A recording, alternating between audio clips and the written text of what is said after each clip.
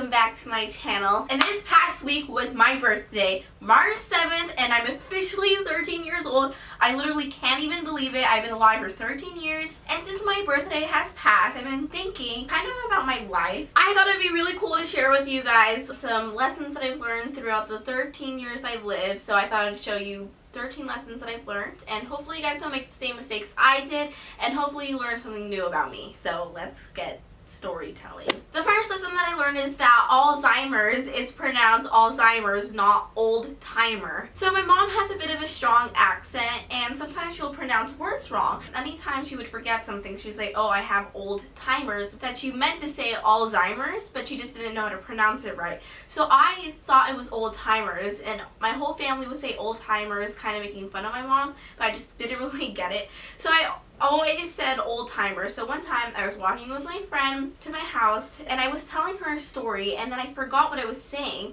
So I said, oh, I think I have old timers, and she just started laughing at me, which I didn't really understand why she was laughing at me, but then I realized that she told me that it was Alzheimer's, not old timer. But I felt so embarrassed because I've been saying that my whole entire life and no one's ever corrected me. That was pretty sad. The second lesson that I learned is not to be afraid of elevators. I always thought that when I go in an elevator that they were going to kill me. I thought I was going to get stuck and die forever. I have no idea why, but I would just be afraid of elevators so much that I would just take the stairs or have a tantrum. This actually came to life, my worst nightmare, when I had a jiu-jitsu competition. We had to go up an elevator because my grandpa was kind of disabled, so he had to use like his scooter thing.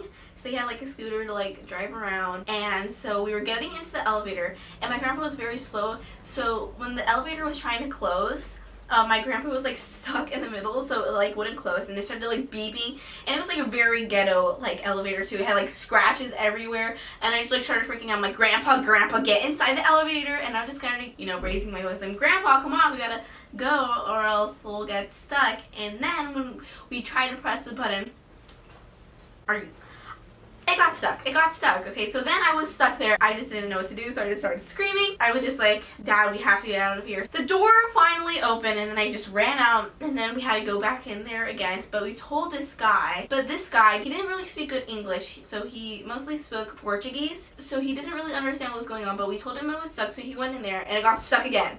And then we had to like press the button where you can call like the fire department and they'll like get you out. So we were like stuck in there for like 5 minutes, which felt like 5 hours. And then I was screaming at this Portuguese Brazilian dude. I was like, you have to get this out of here. Like, I feel really bad. My dad was just like really mad at me. Oh well, now I learned not to be afraid of elevators because they're not gonna kill you. The third thing I learned is not to believe everything that people tell you. My dad had gifted me a necklace, and on the necklace there was like a little shell, and he was telling me a story behind the necklace. He was telling me that this shell was on a ship in a treasure chest, and the ship had sunk, so the shell fell out into the bottom of the ocean. So someone dived down all to get it, and then there was 2 of them only, so he gave one to me and my cousin. So I was like so excited. So the next day I went to school and I told everybody. No one believed me, and I got really mad.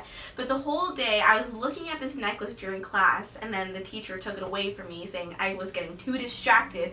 And then I came home, and then I told my dad, and he told me that the story was fake. So thanks, Dad. So this story was actually pretty embarrassing, but let me just tell you the background. I went to jiu-jitsu because I did jiu-jitsu with my friend, and my friend was telling me how like this guy was coming in her school and taking photos of the classrooms, and I was very freaked out. I'm like, whoa, are you sure? Like, are you kidding me? Like, who does that? And I got really scared. She was telling me during class, a guy opened up the door from the ceiling and started taking pictures of everybody. Then my friend was talking to her dad, and then I would just assume he was telling her the story about what happened at school. So I walked by, and then I tell her dad, trust me, believe me, it's true. And then I walk away not even knowing what they were talking about, and they just look at me very strangely, and I'm like, what? Like, it's true. So then I go home and I tell my dad this story and my family, and then they call my other friend's mom, and then they're like, yeah, this happened, it's very scary. So then I was very scared, and they were telling me it's just fine, like this guy is gonna get arrested and stuff. And then I go to jiu-jitsu the next day, and she's like, oh yeah, I pranked you, the story is fake. And then I was like this. I'm like, you gave me, like, why would you do that? Not only Cause like, did she prank me? But I told my mom told my friend's mom, and then like dad was like calling the school, telling them like what happened. They said nothing happened, and it was just. Anyways, that's my second reason. Next reason. So my friend that I was talking about in the second story is actually in this story too. So thanks, friend.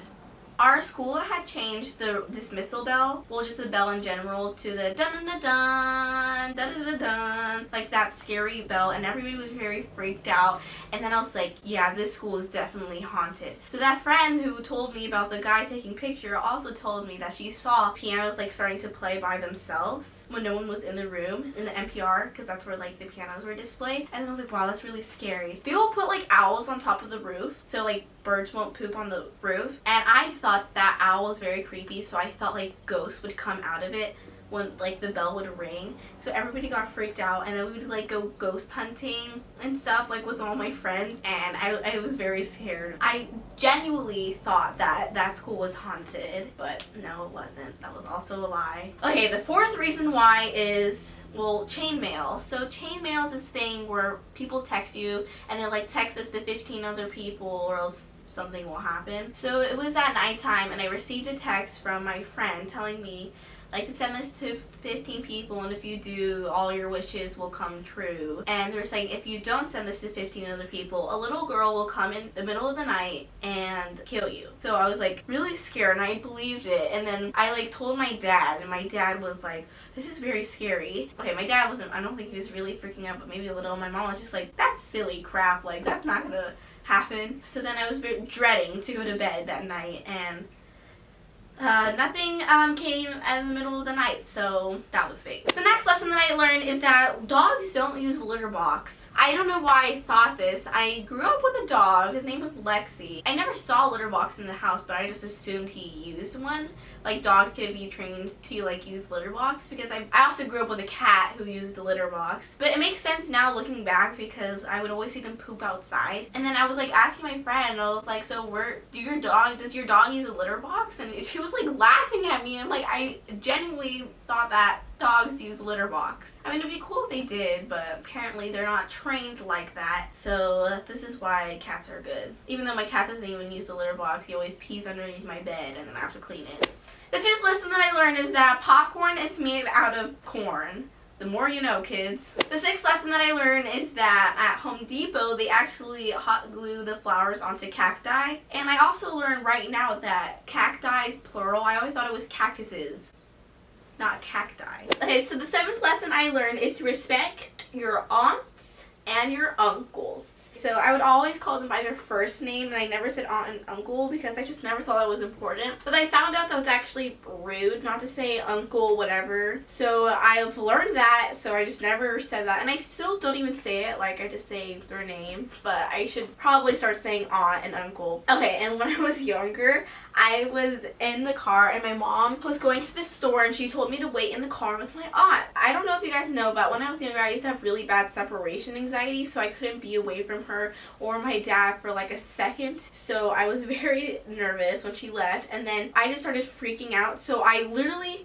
can't believe I did this, but I slapped my aunt, I opened the door, and I just started running. I started running after my mom, and then my mom was like, why are you here? And then my aunt told her what happened, and that wasn't good. So the eighth lesson that I learned is not to leave your hair down when you're on the swings, especially on the swings that are like have a rope and like a little seat at the bottom. So when I was younger, my grandma had this swing that was tied to this tree that the neighbor made, and I would always swing on it. And I swing on it with my hair down, and one time I was spinning in circles, and I didn't realize that my hair was getting caught in the rope. So then I was stuck, and I could not move, and I couldn't like unravel it. So I just screamed as loud as I can. I was crying. No one could hear me, so I was out there for like 10 minutes, like dying, and then my dad finally heard me. So he went outside. I told him what happened. He tried undoing it, but he just wasn't very patient, so he just cut it off, and that's how I had a sideburn. That's why I would always wear a bow right here to cover it up. So the ninth lesson I learned is not to mix oil and water together. So I'm doing a last minute project. So the project was basically just to do like a scientific thing. I don't even even know what the project was for, but anyway, so I learned that like water or like oil floats on water, or water floats on oil, one of those things. So that was my project, and I wrote an essay about it. No, it's oil floats on top of water. Oh wait, yeah, oil. Honestly, I don't even know. So I thought I could reuse the oil. So I put the oil back in the container where it was originally at. Okay, so my mom has a YouTube channel. So she was filming with my sister. And when she was cooking with the oil started popping. And it almost popped in her face. And I'm so glad it didn't.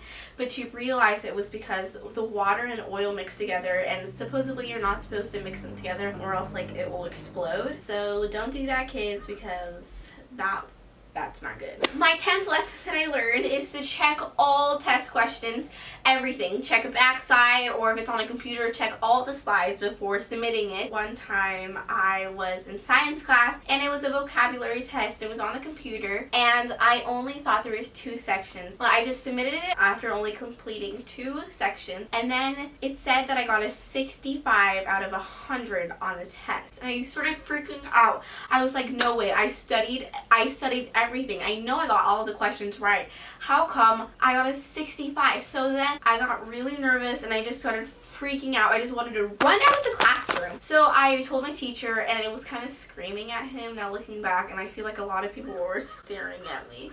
But I was like, you need to check your computer because I know I got all of them right. There's something had to go wrong because I know I submitted everything right. So he said, come back at recess and we can discuss this later. I didn't know what that meant, but I came back at recess and he was like, how many sections were there?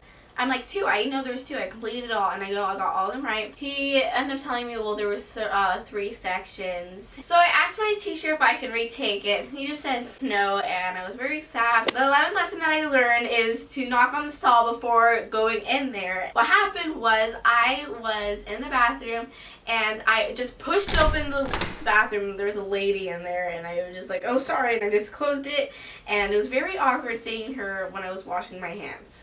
So please knock before opening a door. Number 12, don't call people losers. So me and 2 other girls were outside laying on the field, and we were just laying on the like looking at the sun. We were pretending like we were tanning, being all cool.